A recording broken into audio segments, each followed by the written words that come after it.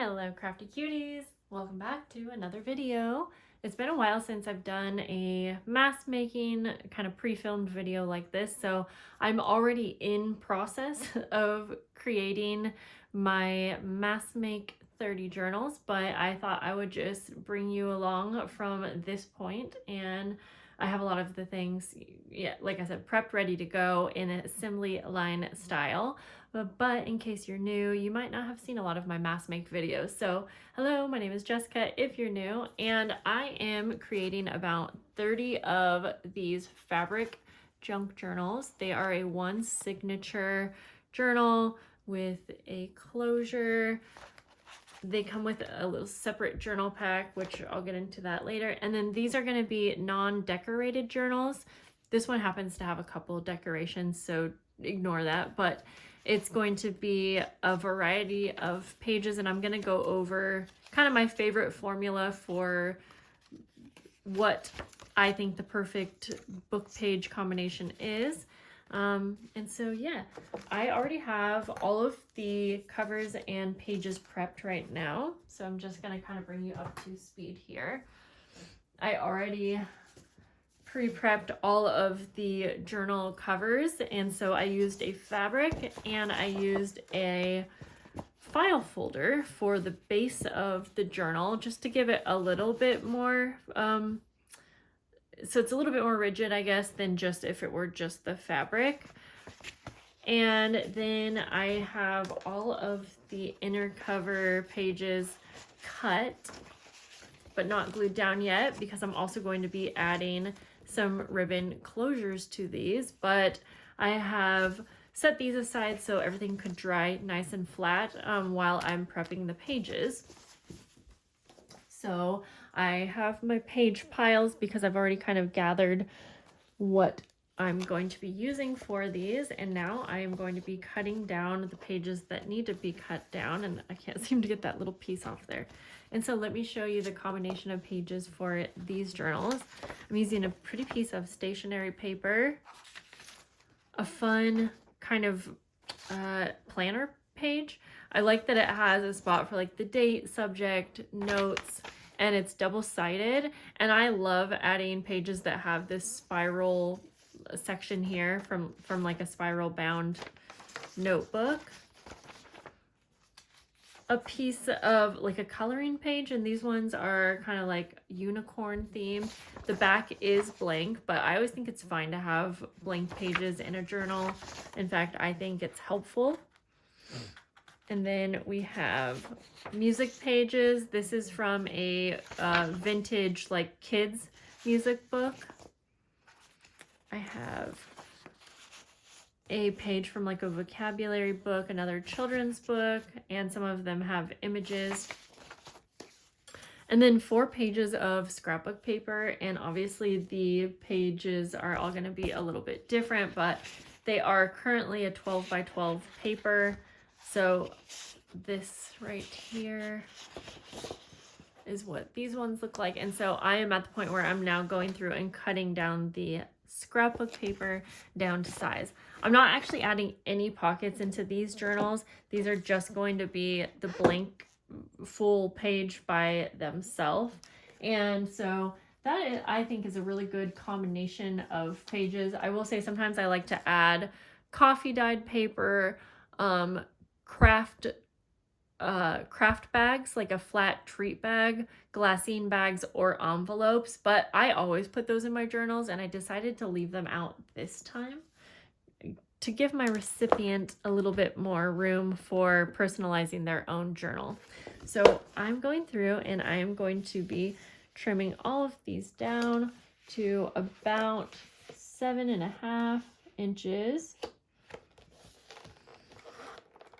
which is a little bit shorter than needed. And I'm at a very weird angle while I'm filming here. In fact, I'm gonna start that over from the bottom. Yeah, I won't be able to trim them all on camera because I can't be sideways like this, but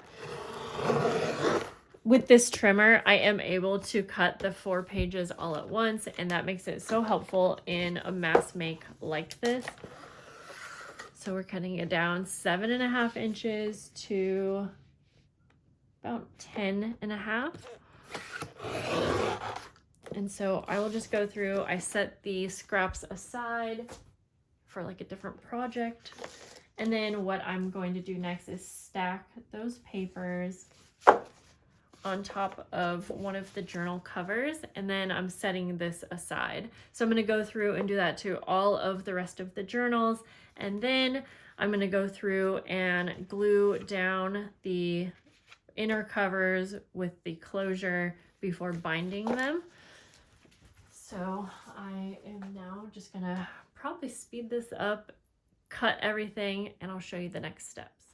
I feel like once I get in a groove of this, it goes by super quick, but it's best to have like something playing in the background or music so that I can just stay on track and get it all done. But I'm a big fan of assembly line style projects. And I feel like tools like this is one I could not live without. It helps the whole process because I can do so many papers at once, which is going to cut off time in the end. So then stack, put this one aside. And by stacking these two, that's also giving me a second chance to just be sure that all of the pages are at least not any bigger than the cover itself, just to make sure I didn't mess up any measurements. All done with the papers being cut down. So next I think I'm going to go and cut out all of the trim I need for my closures. So let's see. I think for each one I will need two 12-inch pieces, and I have a nice big variety of colors that all go really well. So I'm just gonna start cutting. So I'll need 30 pair of the trim. Now I also, let me show you the original. I also am planning to put some lace. I'm not going to do the buttons. I decided to leave that for my fully decorated journal version of this.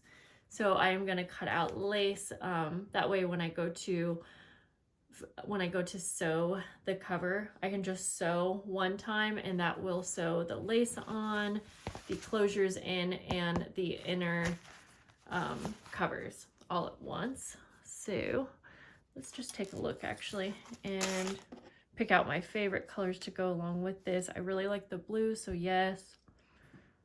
I really like the green. I feel like this tan or like kind of cream just goes really well too. I actually really like the brown, so yeah. This peach.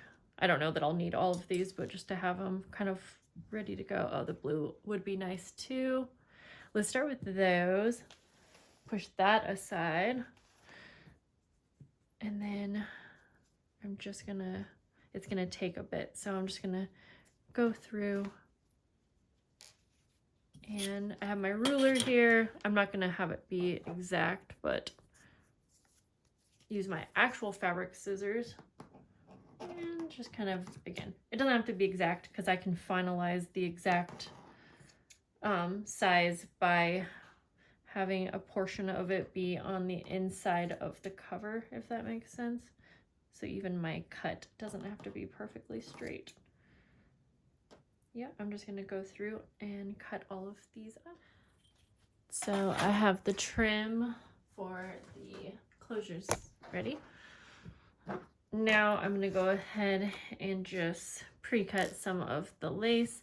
So this one has like 3 different laces. I'll have everyone be a little bit slightly different. So I'm just gonna use this as my guide to measure. I actually really like the red polka dot. I'm deciding if it's a bit too much, but I do like them all to be a little different. So I think I'm gonna do a couple with this as an accent lace, I guess you could say. So I'm just gonna go through and now cut out this, and then I can just finish putting the covers together kind of all at once with everything prepped to go.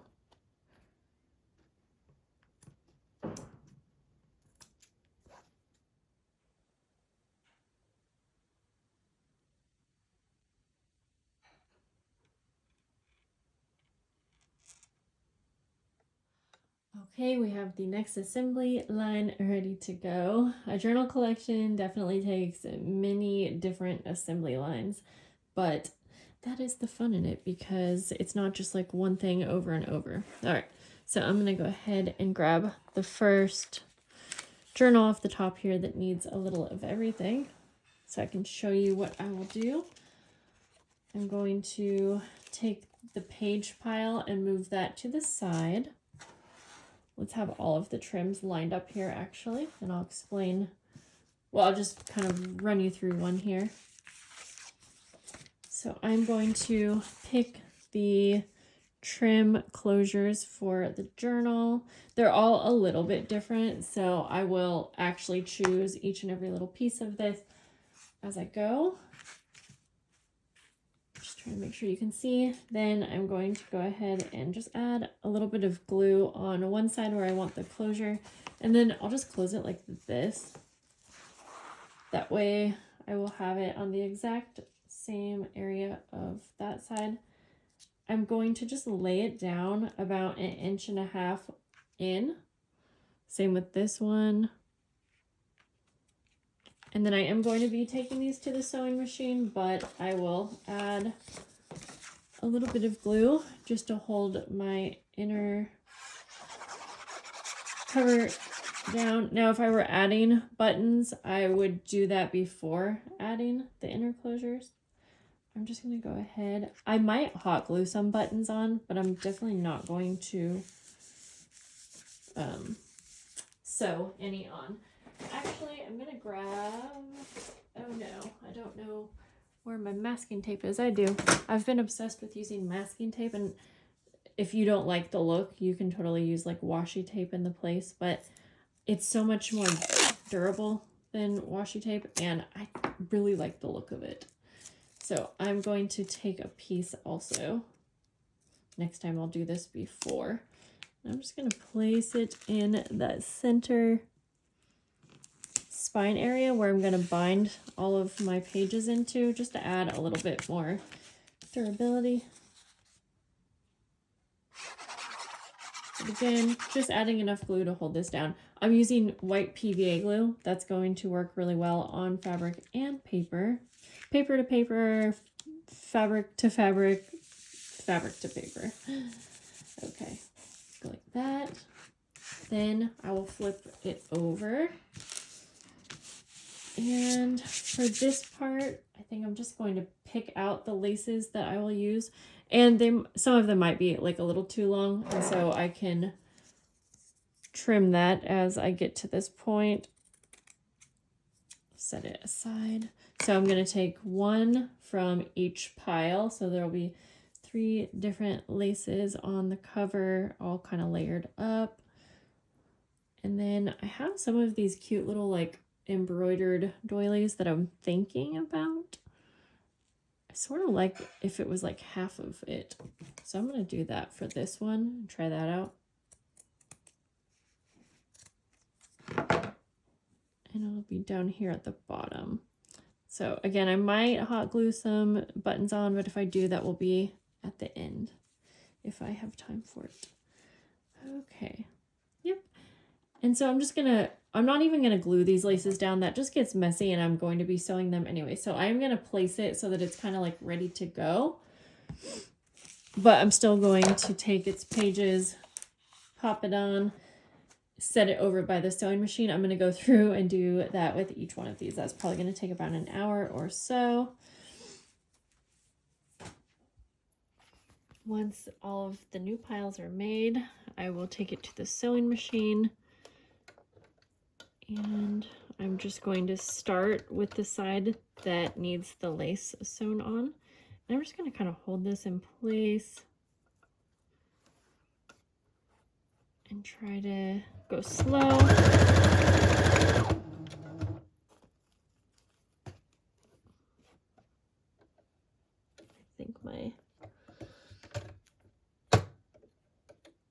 I think my stuff got stuck here. My stuff. There we go. Yeah, my thread was stuck. Just gonna hold the lace in place. Do a zigzag stitch. When we get to the bottom, I'm gonna actually add this little applique, at least on this one. Again, they're all gonna be a little different. Just want it layered nicely. Layered laces always look so pretty.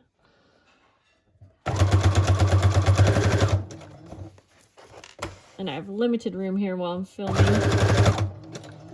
But then I'm just gonna continue going all the way around the edges.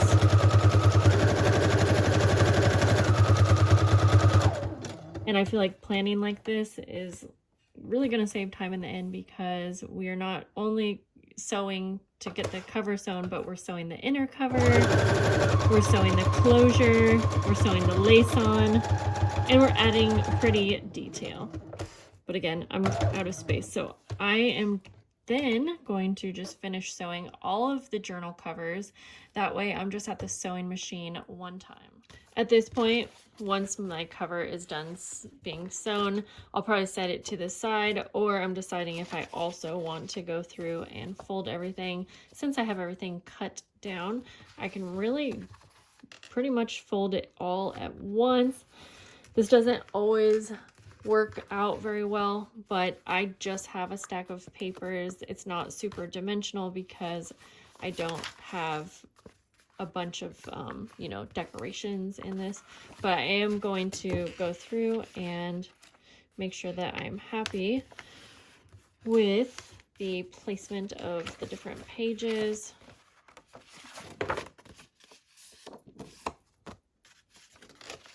I love these stationery pages. I feel like they look like a small rug or something, which really makes me love the look, because when I'm thinking of paper dolls, I kind of also think of a doll house. But obviously every theme's going to be a little bit different. So yep, I'm just going to go through making sure that I'm happy. I'm going to mix up the papers. I don't want all of the scrapbook papers to be together, or all of the other types of papers. I kind of like to mix it up, kind of go every other if I can, like that. Yes, that looks nice. And then I'm not going to bind yet because I'm going to do that all at once, but we have that ready to go now. So on to the next. All of the sewing is done. So next step, and I'm going to keep this simple once again. So I'm going to go through each one now and fold all of the pages in half. And I did decide to go ahead and do this individually. It just gives a much nicer, more even fold when you do it in a stack.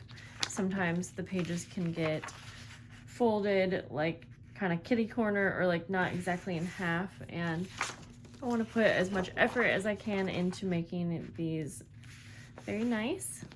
So I will just do this for each one. In fact, my daughter and I are going to a birthday party outside, and I'm probably going to bring this stack with me, so you won't see me do all of the folding, but I will be doing the binding, which will be the next step, and then finalizing details such as adding buttons and cute little safety pins. So now when I put this signature together, I'm just going to take a peek at the inside cover, and then I can decide what I think will look good for my first page. Oh, I like that. And then I'm just going to go through and kind of alternate pages. Like so. I can almost go every other between a scrapbook paper, a different type of paper, and then scrapbook paper.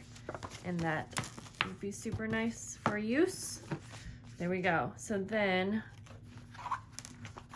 I will fold, set to the side. So the folding will not take too long. The sewing did end up taking me over an hour. I don't know, because I spaced it out between last night and tonight. Oh, and I just realized that this little stack that I just folded, it was missing a couple of the pages, so I'll figure that out. But in my head, I kind of know which pages each of them have, so I think that stack was missing these smaller pieces. But that's going, so by folding these individually, that's also going to give me a good chance to double check, make sure that I have the right amount of pages, and that way I don't miss anything.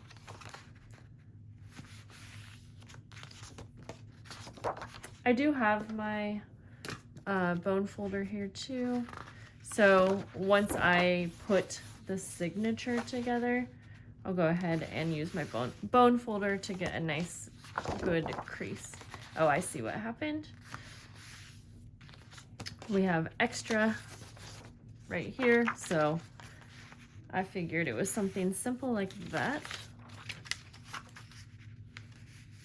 So I can go back through, and actually I really like the look of layered papers with different sizes. And these little papers, the stationery papers, kind of remind me of like a little miniature rug. I probably already said that in this video. There we go. So now I can move along.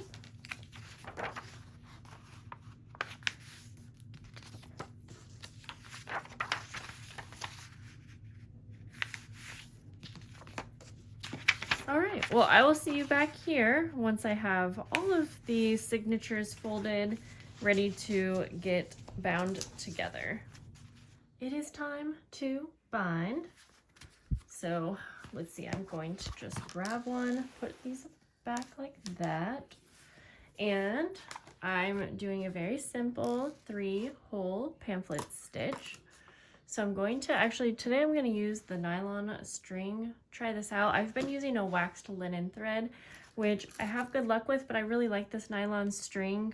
It doesn't fray, and when you're doing a 3-hole pamphlet stitch, like really anything's going to work. So I'm just going to thread my needle, very simple, and I already have my signatures all set in the order that I want. So I'll just do a double check to make sure everything is facing upright. It's never gonna hurt to check things one last time.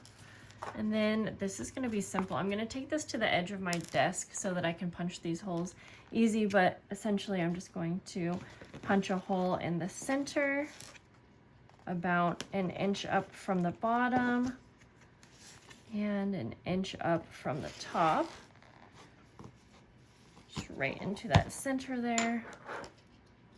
And then I'll have my needle and thread ready to go.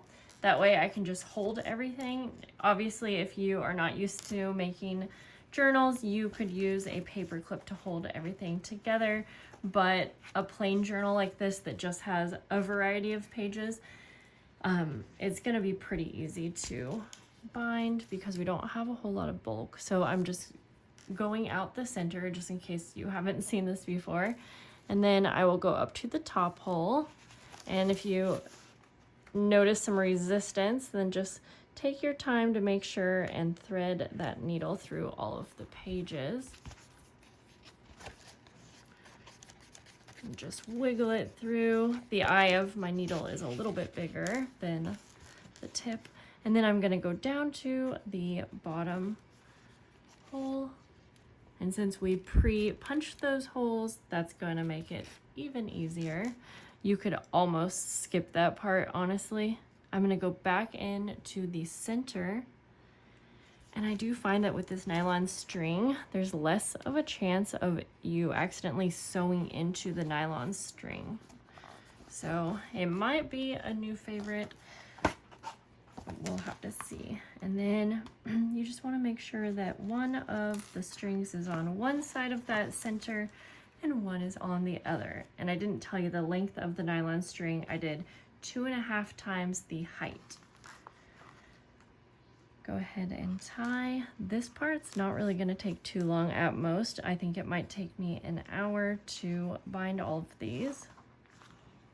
And we're very close to being done, but as mentioned earlier, I have some last minute details that I want to add to the cover just to finalize it. So once I'm done, I'm just going to go ahead and tie this just so it can sit with the pages closed.